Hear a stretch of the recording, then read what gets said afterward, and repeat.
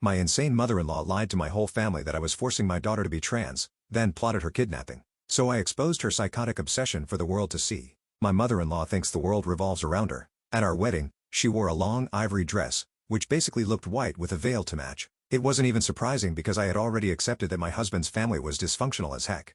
I still remember the first time I visited his two brothers, Terrence and Marcus, at their shared apartment. It was 90 degrees outside, but for some reason, they had the AC cranked up so high it was literally 40 degrees. "Hey, do you mind if I turn down the air conditioning?" "Oh, wow.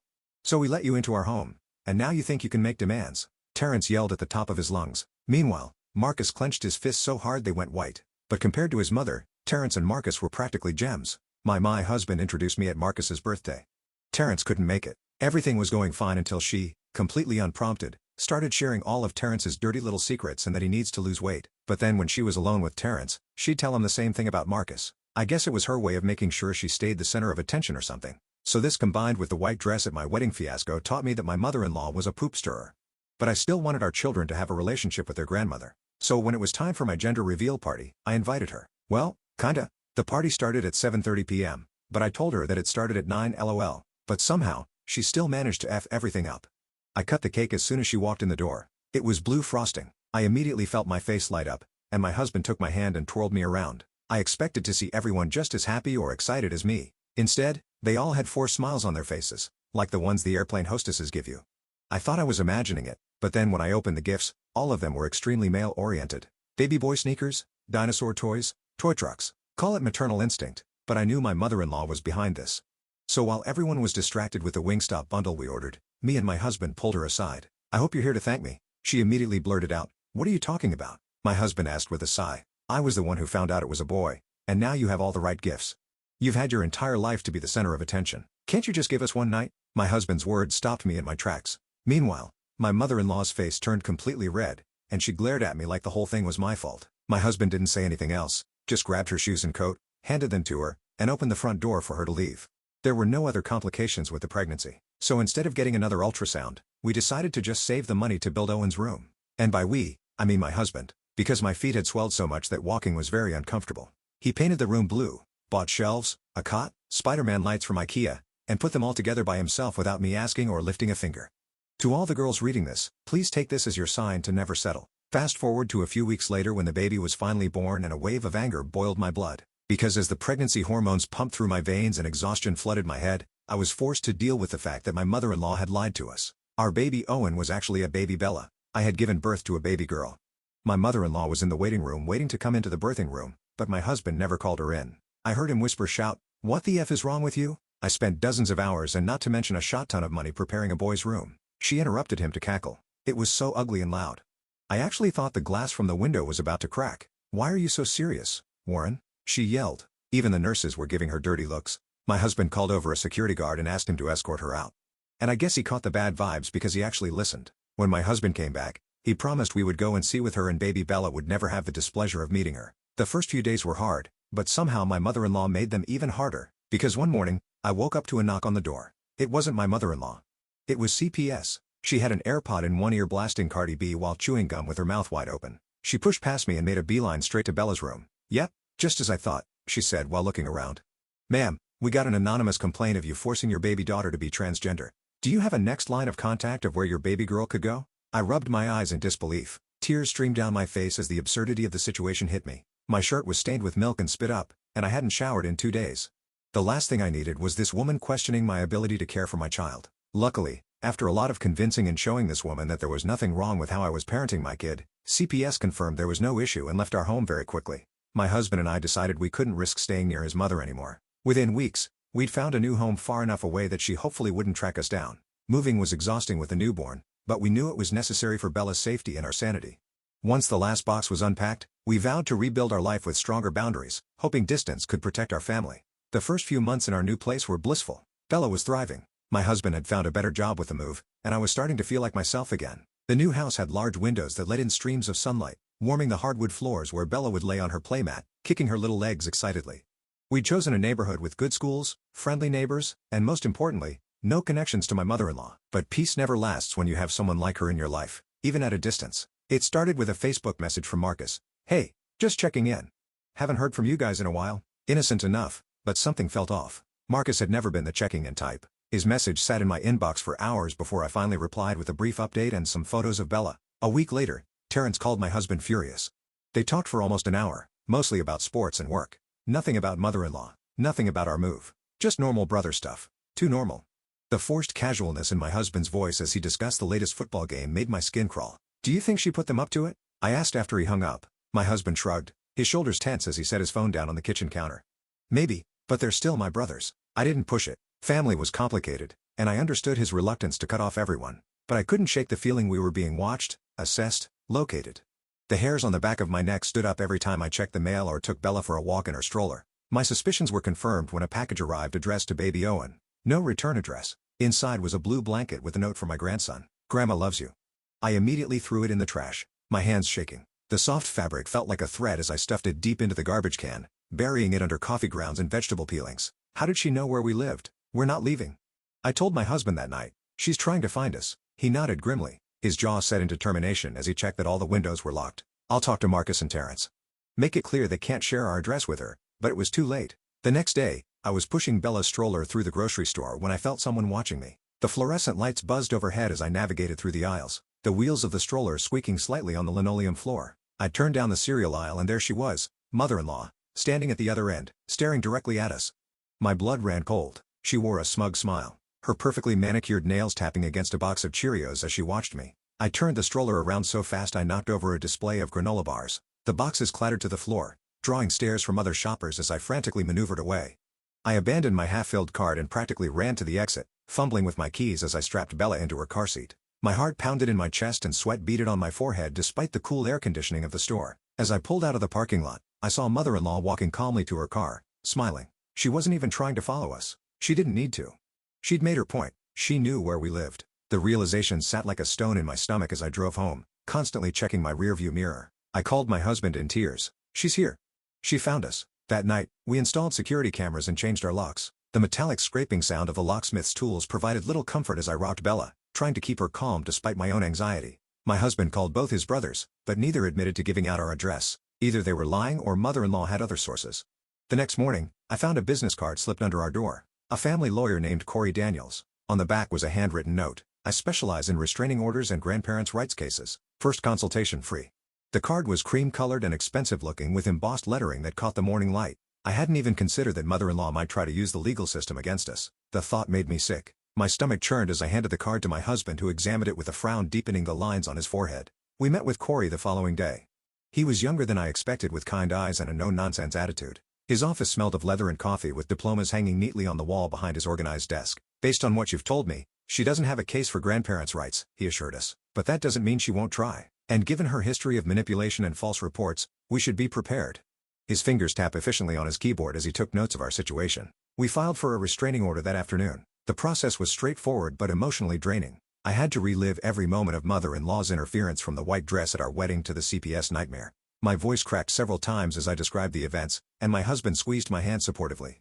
"The hearing is set for next month," Corey explained. "Until then, document everything. Every call, every package, every sighting." He handed us a thick folder of paperwork, the weight of it somehow representing the burden we now carried.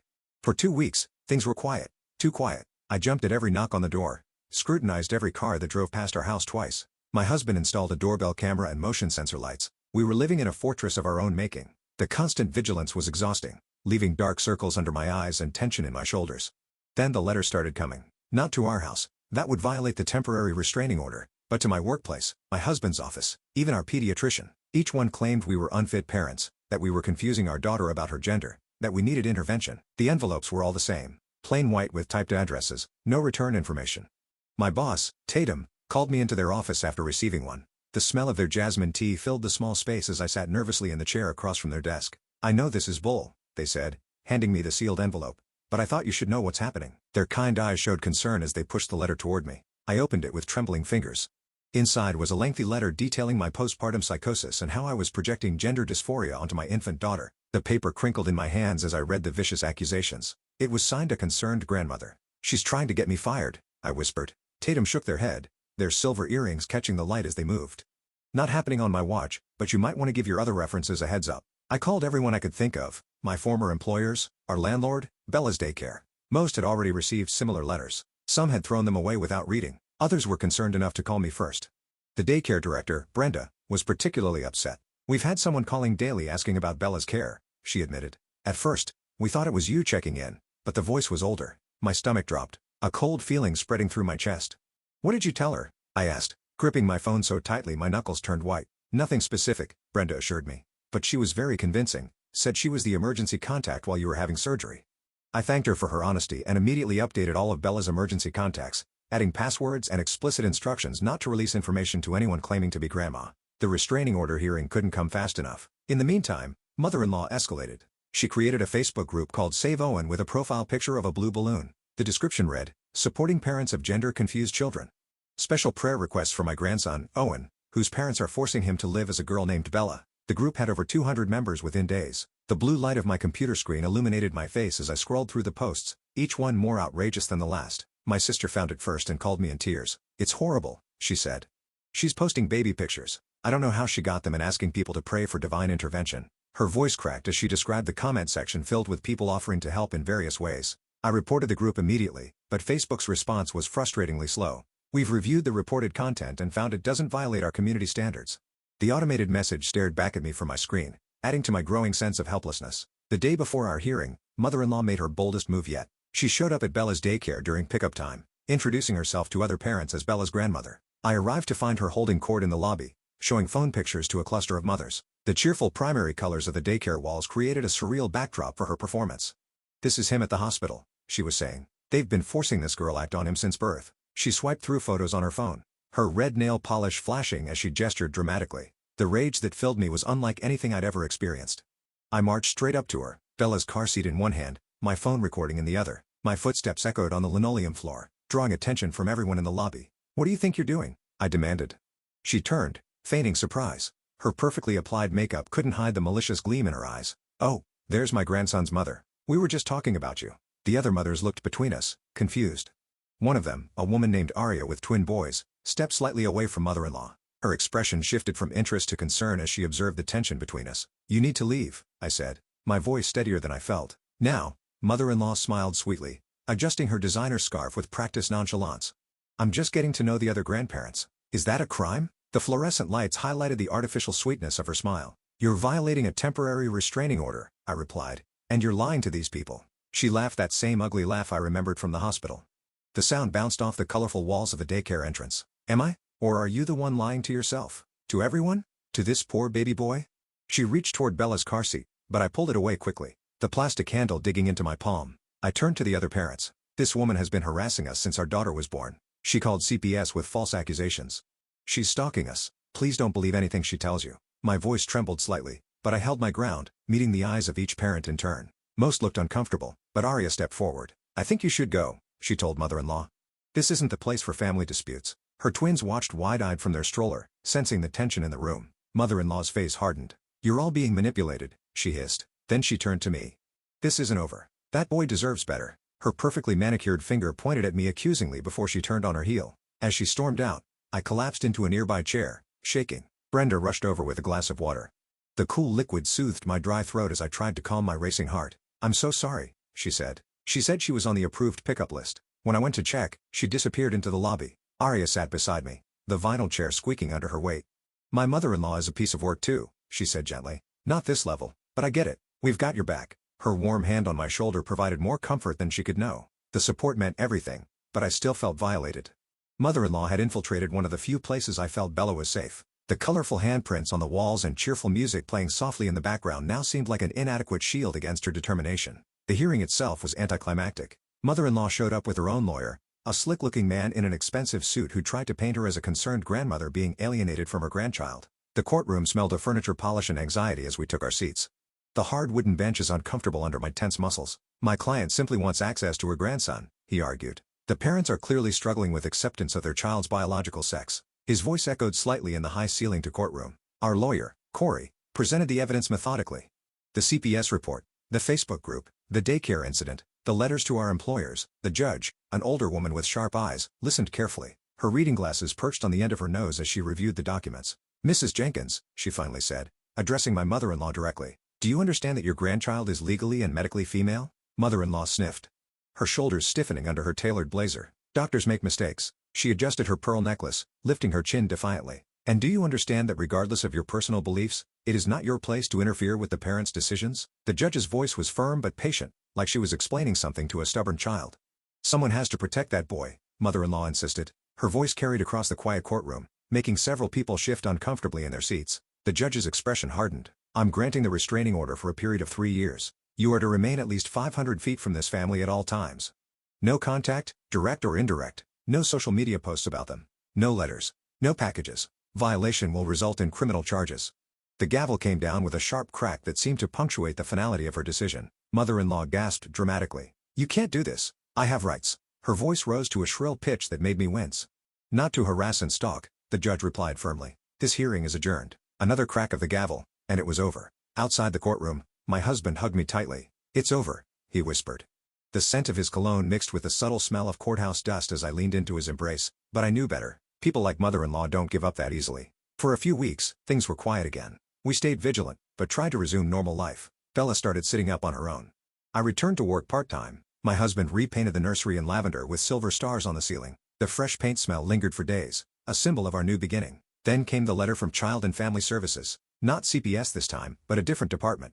They were reviewing our case due to new information received. My heart sank as I read further. The official letterhead and formal language made the absurd accusation seem somehow more threatening. Someone had reported that we were medically transitioning our infant daughter by giving her hormones and puberty blockers. It was so absurd.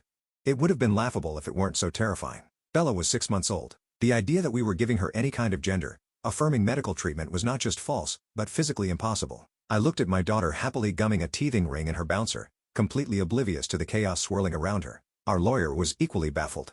This is a new low, Corey said, reading the letter. But it's also easier to disprove. We'll get a statement from Bella's pediatrician confirming she's receiving normal infant care. Nothing more. His pen tapped against his legal pad as he made notes. Dr. Park was horrified when we explained the situation. Her usually calm demeanor gave way to visible outrage as she read the letter in her bright child-friendly office. Of course, I'll write a letter, she said immediately. This is medical misinformation at its worst. She typed furiously at her computer, her white coat rustling as she shifted in her chair. We submitted her statement along with Bella's complete medical records. The case was dismissed within days, but the damage was done. Once again, we've been forced to defend our parenting to prove we weren't harming our own child. The emotional toll was exhausting, leaving me with tension headaches and disrupted sleep. She's getting desperate, my husband observed. These accusations are getting more outlandish. He rubbed his tired eyes as he reviewed the latest documentation for our growing case file. I nodded, gently rocking Bella on my knee. Her soft baby smell and warm weight provided comfort amid the stress, but they still trigger investigations. That's all she wants. To keep us under a microscope. To make us constantly look over our shoulders. The constant vigilance was wearing us down exactly as mother-in-law intended. We need to end this for good, he said firmly. The opportunity came in an unexpected way. My sister called one evening, her voice excited. You won't believe this, she said. Mother-in-law just applied for a job at my company. She doesn't know I work here. I use my married name professionally, but I saw her application come through the HR portal. The excitement in her voice made me sit up straighter, a glimmer of hope sparking for the first time in weeks. My mind raced. Can you see what she put on her application? I paced the kitchen as we talked, the phone pressed tightly to my ear. Already checked, my sister replied. She listed her previous employer as Family, Caregiving Services, and claimed she was a private nanny for the past 5 years. Said she has a degree in early childhood education from State University. I nearly dropped the phone. She's never worked as a nanny, and she definitely doesn't have that degree. The ceramic tile felt cool under my bare feet as I processed this information. Exactly, my sister said. She's lying on her job application. That's fraud. For the first time in months, I felt a glimmer of hope. This wasn't just mother-in-law being manipulative or boundary crossing. This was something concrete, something provable, the kind of thing that could have real consequences. We consulted with Corey again. It's not enough for criminal charges, he advised, but it's definitely enough to report to the company and potentially any professional organizations she belongs to. His office felt like a sanctuary now, a place where we could fight back against mother-in-law's chaos. My sister made sure mother-in-law's application was flagged for verification. Sure enough, when the company called State University, they confirmed no one by her name had ever received a degree there. The job rejection was automatic, but we didn't stop there. We compiled evidence of all her false claims, the fake nanny experience, the non-existent degree, even her volunteer work at organizations that had no record of her. We sent the package to her current employer, a small accounting firm where she worked as an office manager. Within a week, she was let go. It felt like a small victory, but I knew it would only make her more desperate, and desperate people are dangerous. The next blow came from an unexpected direction. My husband received a call from Marcus, his voice uncharacteristically subdued.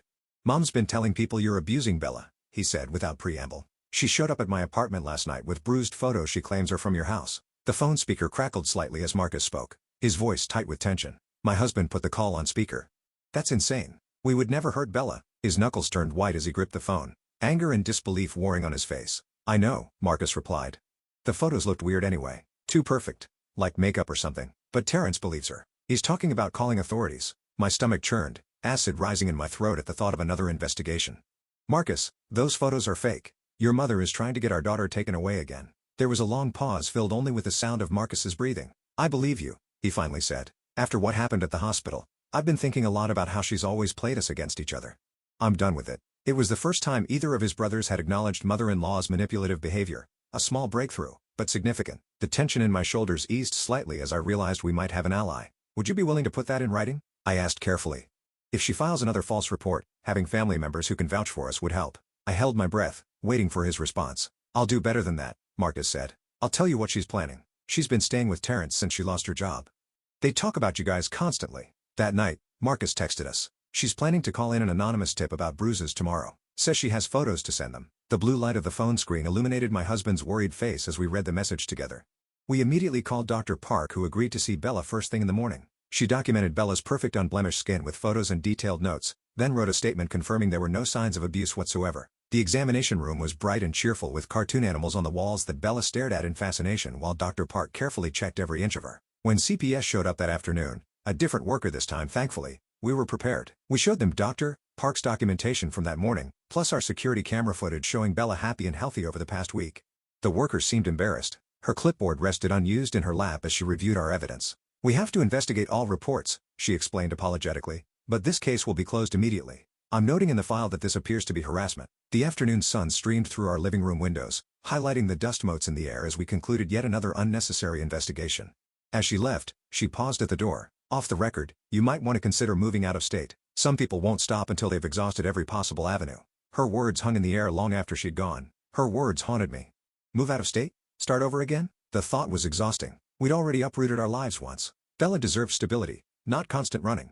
I watched her sleeping peacefully in her crib that night, her tiny chest rising and falling, completely unaware of the chaos surrounding her. The next day, I received a text from an unknown number. Check your email, Marcus. In my inbox was a video file. I clicked play with shaking hands. It showed mother-in-law sitting at Terrence's kitchen table, carefully applying purple and yellow makeup to a doll's arm. The kitchen light cast harsh shadows on her concentrated face as she worked. These colors look most realistic, she was saying. The lighting has to be right too. Child Services looks for certain patterns. She dabbed at the doll's plastic skin with a makeup sponge, creating what looked disturbingly like bruises. Terrence's voice came from off-camera. Are you sure this is necessary? What if they find out the photos are fake? His uncertainty was clear even though he wasn't visible in the frame. They won't, mother-in-law replied confidently. And even if they do, it doesn't matter. Each investigation takes a toll. They'll slip up eventually or get tired of fighting. Then Owen will come live with us, and we'll raise him right. The casual way she discussed her plan sent chills down my spine. I forwarded the video to Corey immediately. His response came within minutes. This is exactly what we needed. Criminal harassment, filing false reports, attempting to defraud government agencies. Call me. The relief was so overwhelming I had to sit down, my legs suddenly weak. We filed charges that afternoon. Mother-in-law was arrested at Terrence's apartment the next day. The news hit local papers. Grandmother arrested for filing false child abuse claims in custody dispute. The articles didn't use our names to protect Bella's privacy, but they detailed mother-in-law's campaign of harassment, including the faked photos and CPS calls. Seeing it in print made it seem both more real and more absurd. Terrence called my husband, furious. How could you do this to Mom? She was just trying to help. His voice was so loud I could hear it from across the room. Help who? My husband shot back. She was trying to take our daughter away with fake abuse claims. That's not help. That's criminal. His voice was steady, but I could see the pain in his eyes as he argued with his brother. Marcus, on the other hand, seemed relieved. It had to stop. He told us, I should have spoken up sooner. The regret in his voice was palpable. Mother-in-law was released on bail pending trial. Her conditions included no contact with us and wearing an ankle monitor to ensure she stayed the required distance away. For the first time in months, I felt like I could breathe. We weren't completely safe yet. The trial was still ahead, but at least the immediate threat had been neutralized. I actually slept through the night for the first time since Bella was born, not from exhaustion, but from a tentative sense of security. But mother-in-law had never been one to follow rules. Despite the ankle monitor and bail conditions, she found ways to continue her campaign. 3 days after her release, I was putting groceries in my car when a woman approached me in the parking lot. The shopping cart rattled as I pushed it aside to make room for Bella's car seat. Excuse me, she said. Are you Bella's mom? I tensed immediately. my hand instinctively moving to shield Bella from the stranger. Who's asking? The keys between my fingers could serve as a weapon if needed. A trick I'd learned years ago but never expected to use. I'm Amber, she said, smiling warmly. I'm a friend of your mother-in-law. She's told me so much about little Owen. My blood ran cold. The parking lot suddenly seemed too exposed, too public. His name is Bella, and you need to leave me alone. I tried to keep my voice steady as I secured Bella in her car seat, positioning myself between her and this woman. Her smile didn't falter. I understand you're confused right now. We all want what's best for the child. Perhaps we could talk somewhere private. The suggestion sent alarm bells ringing in my head. I grabbed my phone ready to call 911. My mother-in-law is under court order not to contact me directly or through others. That includes you. Leave now or I'm calling the police. My finger hovered over the emergency call button. Amber's expression hardened. You can't keep that little boy from his family forever. We're watching. We're waiting, and we'll be there when you slip up. She walked away before I could respond, disappearing into a waiting car. The silver sedan pulled away slowly as if to emphasize her point about watching us. I was shaking so badly I could barely drive home. When I arrived, I found a business card tucked under our windshield wiper. Amber Torres, family advocate, with a phone number and the slogan, protecting children's true identities. Mother-in-law hadn't given up. She'd simply changed tactics, recruiting others to her cause. The card trembled in my hand as I realized the extent of her network. I called my husband immediately, my voice shaking as I described the encounter with Amber. She knew Bella's name, I said, clutching the card. And she called her Owen. This woman is working with your mother. I paced the driveway, too afraid to go inside until my husband came home. My husband was silent for a moment. Take a photo of the card and send it to Corey. This is a direct violation of the restraining order. I did as he suggested, then sat in my car for several minutes, trying to calm my racing heart. When I finally made it inside, my husband was already on the phone with our lawyer. Corey says this is exactly what we need. He told me after hanging up, mother-in-law is using proxies to harass us, which violates her bail conditions. He pulled me into a hug, his solid presence grounding me when everything else felt chaotic. But how do we prove Amber is working with her? I asked, unloading groceries with trembling hands. The milk carton slipped from my grasp, nearly spilling across the kitchen floor. We don't have to. The burden of proof is on her to show she's not violating the order. That night, we installed additional security cameras and changed our routines. I started using different grocery stores, varying my routes to and from work, and having my husband handle daycare pickup whenever possible. The constant vigilance was exhausting, but necessary. The next morning, Corey called with news. The judge has scheduled an emergency hearing about the bail violation. We need you both there tomorrow at 9 a.m. His confident tone provided some reassurance as we prepared for yet another confrontation. In court, mother-in-law appeared with her lawyer looking appropriately somber in a navy pantsuit. When she saw us, her expression remained carefully neutral, but I caught the flash of anger in her eyes. The familiar courtroom felt smaller somehow, the tension making the air thick and difficult to breathe. The judge reviewed the evidence, the business card, my statement about the parking lot encounter, and a surprising addition. Security footage from the grocery store showing Amber approaching me, then returning to a car where mother-in-law was waiting in the passenger seat. The grainy black and white video clearly showed both women in conversation. Your Honor, mother-in-law's lawyer argued, my client was simply getting a ride from a friend. She had no knowledge of any conversation. He adjusted his tie nervously, perhaps sensing the weakness of his argument. The judge wasn't buying it. The footage clearly shows Miss Torres returning to the vehicle and having an animated conversation with your client. This is a clear violation of the no-contact order. Her tone left no room for argument. Mother-in-law's bail was revoked.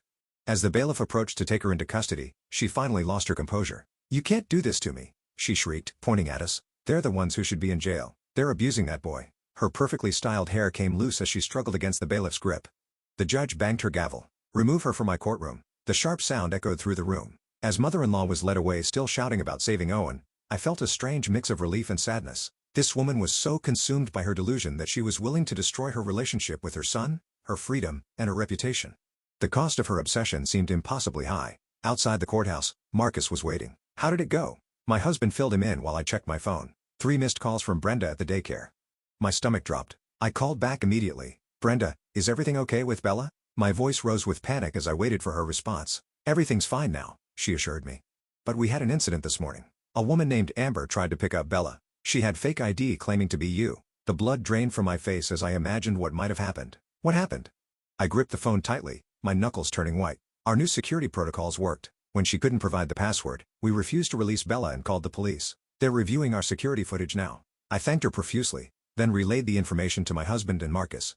Relief and horror battled within me. Relief that Bella was safe. Horror that they had tried to take her. This is getting out of hand, Marcus said, his face pale. Mom's created some kind of network. He ran his hand through his hair, clearly disturbed by the escalation. We need to find out how big this network is, my husband replied grimly. That afternoon, we met with Detective Willie Scott, who had been assigned to our case. He was a burly man with kind eyes and a no-nonsense attitude. His office was sparse but organized with case files stacked neatly on his desk.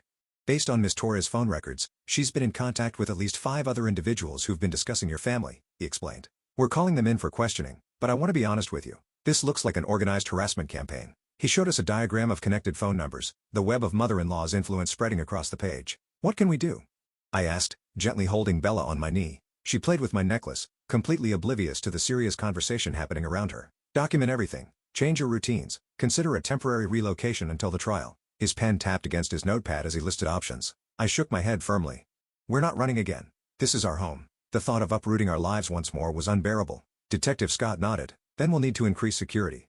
I can arrange for additional patrols in your neighborhood. Over the next few weeks, we lived in a strange limbo. Mother-in-law remained in custody awaiting trial, but her followers continued their campaign. We received anonymous letters. Strange cars drove by our house. Someone created a website called Free Owen's Grandma with our photos and address. Each incident was reported, documented, and added to the growing case file. Detective Scott kept us updated on the investigation, which had expanded to include charges of conspiracy and cyberstalking. The good news, he told us during one update, is that most of these people are backing off now that they realize there are legal consequences. Miss Torres is facing charges of her own for the attempted daycare pickup. His confident tone provided some comfort as we navigated this strange new reality. The trial date was set for 3 months out. In the meantime, we tried to create some normalcy for Bella. She was crawling now, babbling constantly, and showing a definite preference for the stuffed elephant my sister had given her over any of her other toys. Her innocent joy was a reminder of what we were fighting for, her right to grow up free from mother-in-law's toxic influence. One evening, as I was bathing Bella, my husband called me into the living room. Terrence was at our door. I need to talk to you both, he said. His eyes red-rimmed about Mom. We let him in cautiously. He sat on the edge of our couch, hands clasped tightly together. The tension in his body was visible as he struggled to find the right words. I believed her, he admitted. About Owen. I mean, Bella. I thought you guys were doing something wrong, but then I found these. He pulled out a stack of notebooks from his backpack. Mom's journals. She's been writing in them for years. There's stuff about all of us in here. Things she made up. Plans to control us. It's not just about Bella. The notebooks were worn with pages dog-eared and covered in mother-in-law's distinctive handwriting. I flipped through the nearest journal, my stomach churning at what I read. Pages of detailed fantasies about saving her grandson, lists of people she recruited to her cause, strategies for turning family members against each other, and most disturbing of all, a detailed plan for kidnapping Bella and taking her across state lines. The methodical nature of her planning was chilling. I never thought she'd go this far, Terrence whispered. I'm sorry. I should have seen it sooner. His shoulders slumped with the weight of his guilt. My husband put a hand on his brother's shoulders. We all miss the signs. She's been manipulating us our whole lives. The simple gesture seemed to break something in Terrence, who covered his face with his hands. We turned the journals over to Detective Scott, who immediately increased the security around our house. These constitute evidence of premeditated kidnapping, he explained. We're adding those charges to the case. His expression was grim as he flipped through the pages, marking certain sections with sticky notes. The weeks leading up to the trial were tense, but uneventful. Mother-in-law's network had largely disbanded once the kidnapping plot was revealed. Even her most devoted followers couldn't justify that level of criminality. On the first day of court, we arrived to find a small group of supporters waiting for us. Not just family, but neighbors, daycare, parents, and even Aria from Bella's daycare. Their presence formed a protective circle around us as we walked up the courthouse steps. We've got your backs, Aria said, giving me a quick hug. No one messes with our daycare families. Her twins waved from their stroller, oblivious to the significance of the day. The trial itself was brutal. Mother-in-law's lawyer tried to paint her as a concerned grandmother with old-fashioned views who had been misunderstood, but the evidence was overwhelming. The false CPS reports, the doctored photos, the journals detailing her escalating plans, the testimonies from Marcus and Terrence about her lifelong manipulation. Each day in court felt like reliving the nightmare, but with the comfort of knowing it would eventually end. Mother-in-law took the stand in her own defense, maintaining her composure until the prosecutor showed her the journals. The leather-bound book looked small in her hands as she reluctantly opened it. You wrote here that you plan to take your granddaughter to a deprogramming camp in another state, the prosecutor said. What did you mean by that? His voice echoed slightly in the hushed courtroom. To save him from this transgender nonsense, mother-in-law replied, her voice rising, someone had to protect Owen. Her carefully maintained facade began to crack as she defended her actions. The child's name is Bella, the prosecutor corrected. And she was born female, correct? He remained calm, allowing mother-in-law's own words to reveal her delusion. Doctors make mistakes, mother-in-law insisted, her knuckles white as she gripped the journal. So you believe you know better than medical professionals, the child's parents, and legal documentation? The prosecutor's methodical questioning continued, each question tightening the noose. I know my grandson when I see him, mother-in-law shouted, finally losing control. They're the ones who are crazy. They're forcing him to be a girl. Her voice rose to a shriek that made several jurors wince. The jury deliberated for less than 4 hours. The verdict, guilty on all counts. The judge sentenced mother-in-law to 8 years in prison with mandatory psychological evaluation and treatment. As the bailiff led her away, she looked back at us one last time. There was no remorse in her eyes, only a cold determination that sent chills down my spine. Even in defeat, she remained convinced of her delusion. "It's really over," my husband said as we left the courthouse, but his voice held a question. The bright sunlight outside seemed at odds with the darkness we just emerged from. "For now," I replied honestly, "but we'll be ready if she tries anything else." We held a small gathering at our house that evening, just family and close friends celebrating the end of our ordeal. Bella was passed from arms to arms, giggling and showing off her newest trick, waving bye-bye. Her innocent joy was contagious, lightening the mood of everyone present. "She's perfect," my sister said, bouncing Bella on her hip. "And safe." The word safe hung in the air, a promise we could finally believe. Marcus approached me while I was refilling the snack bowls. "I found something else in Mom's things," he said quietly. "Photos of you guys from before, from your wedding, from when you were dating. She cut your face out of all of them." I paused, a chill running through me despite the warm kitchen. How long has she been planning this? The question was rhetorical, but Marcus answered anyway. "I think she's been this way forever," Marcus admitted. "We just didn't see it because it was normal to us. The manipulation, the lies, playing us against each other, that was just Mom being Mom." He helped me arrange crackers on a plate, a simple act of normalcy that felt profound after everything we'd been through. Later that night, after everyone had left and Bella was asleep in her lavender room, my husband and I sat on the porch swing, watching fireflies blink in the summer darkness. The gentle creaking of the swing and the distant sound of crickets created a peaceful backdrop to our conversation. "Do you think she'll ever change?" I asked. He was quiet for a long moment. The night air was warm against my skin as we swayed gently back and forth. "No," he finally said, "but we have." His hand found mine in the darkness, our fingers intertwining as we looked up at the stars.